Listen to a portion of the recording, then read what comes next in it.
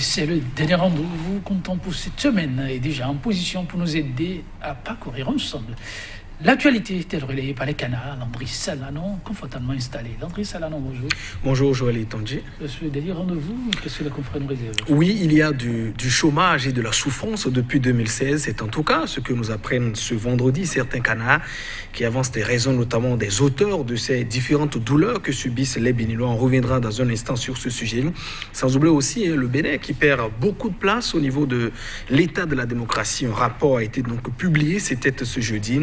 Et ma foi, les élections exclusives d'avril dernier n'ont pas fait évidemment de bonnes choses, j'allais dire, à notre pays, le Bénin.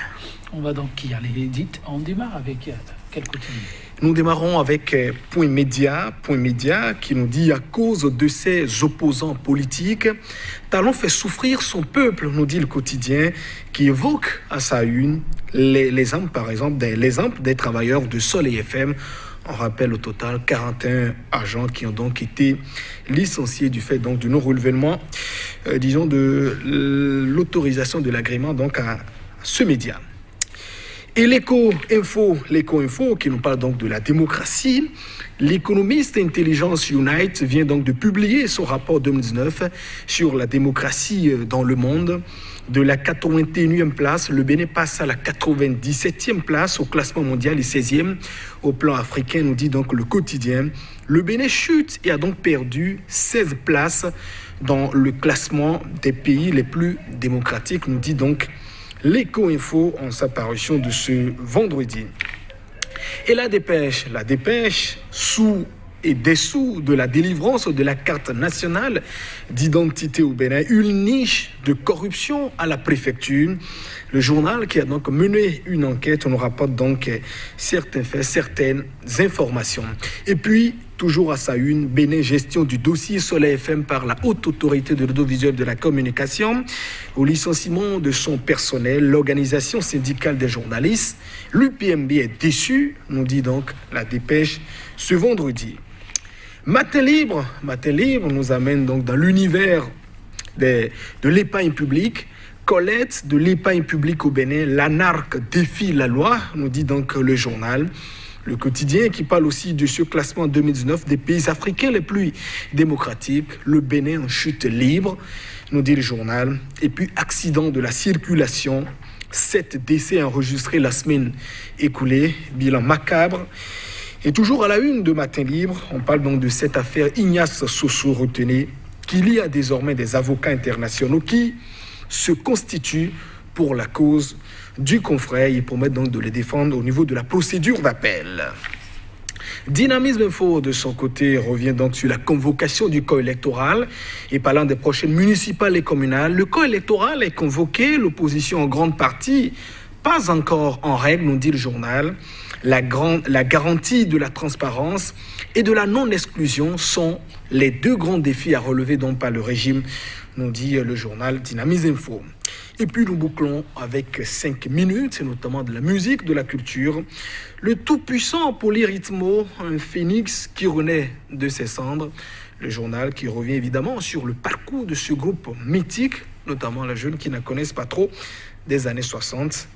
Voilà, ce fut de bons moments, je l'ai dit, avec ce groupe mythique Polyrythmo. Merci à vous, Landry Salanon, pour les rythmes restés immortels à travers ces mélodies. Point Média pour démarrer une manchette qui a fait frémir Landry Salanon. À cause de ses opposants politiques, Talon fait souffrir son peuple.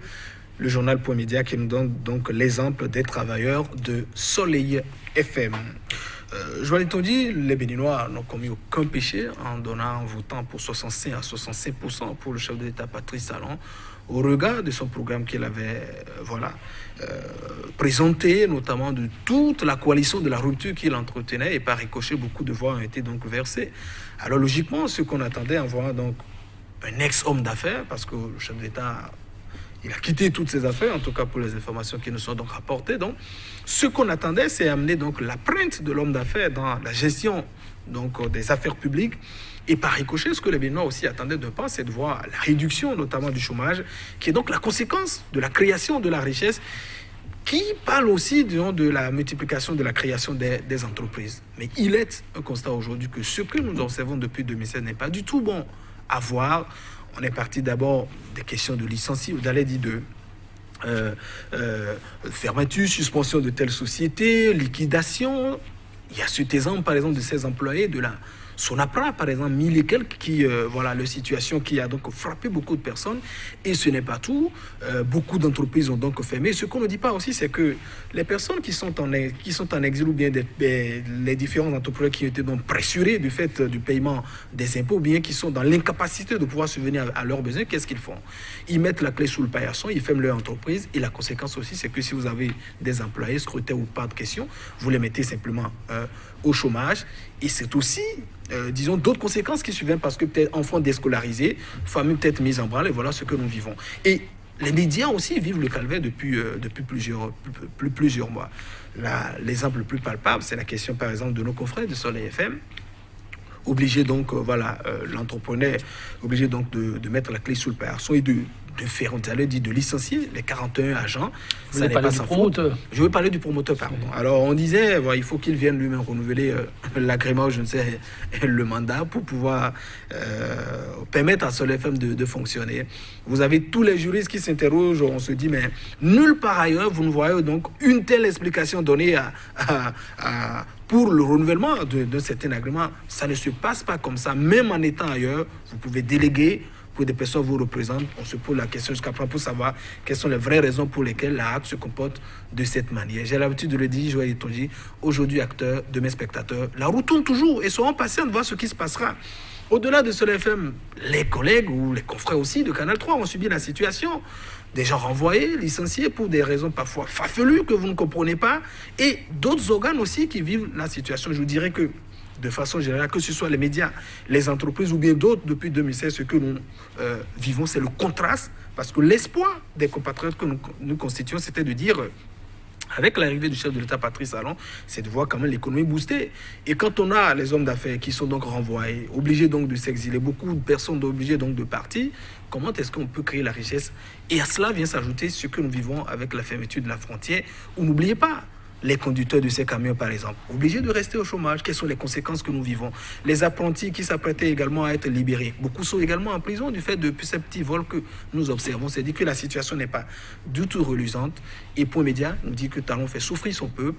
Et je le dis une fois encore, il serait quand même mieux, par exemple, que le chef de l'État fasse la différence entre ses adversaires politiques. En politique, on peut donner les coups. Nous sommes d'accord qu'il fasse la différence ou la différenciation de ses opposants ou ses adversaires à qui il veut donner les coups et nous épargner, nous, le peuple, de ces coups qu'on peut donner. C'est tout ce qu'on demande aussi dans ce qu'il y a. Mais il y a tout un mélange et malheureusement, ce n'est pas du tout bon. Je le dis une fois encore, on n'a commis aucun péché en lui donnant 65% il y a 4 ans. Il doit quand même être reconnaissant envers les Béninois. Oui, l'adage le dit, quand les éléphants se battent, eh bien, ce sont les herbes qui en pâtissent.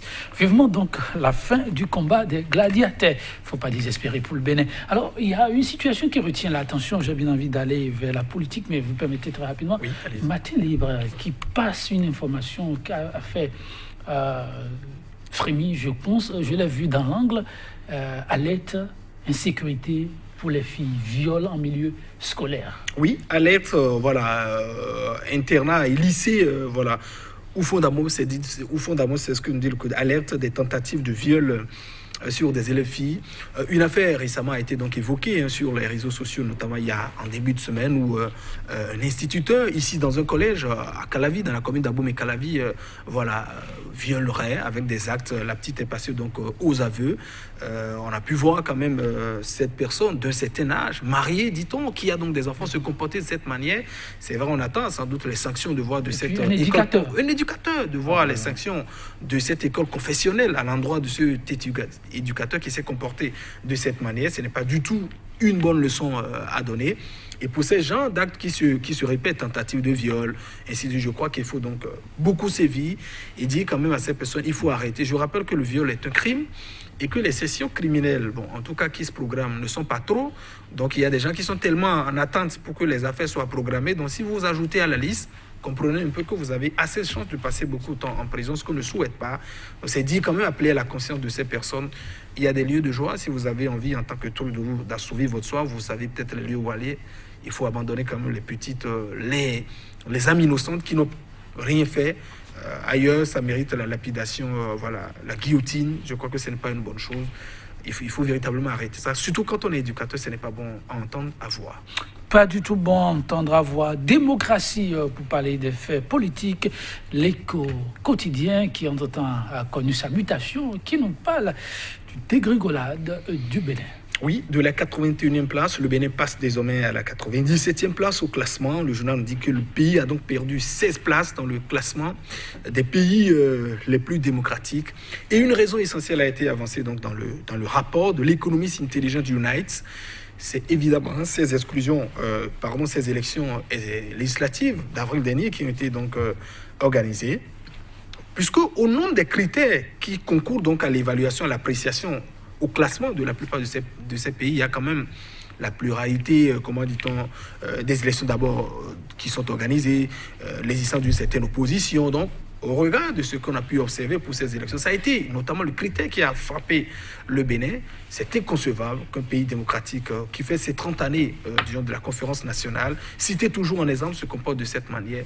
Je crois que ça doit pouvoir aussi interpeller nos gouvernants, ce classement qui nous amène donc pratiquement au bas de l'échelle. Ce n'est pas fier de Bénin qu'on a toujours connu. Merci à vous, Landry Salanon. Merci à vous, chers téléspectateurs, pour la revue. Vous comprenez, lundi, on se donne à nouveau rendez-vous. Au revoir.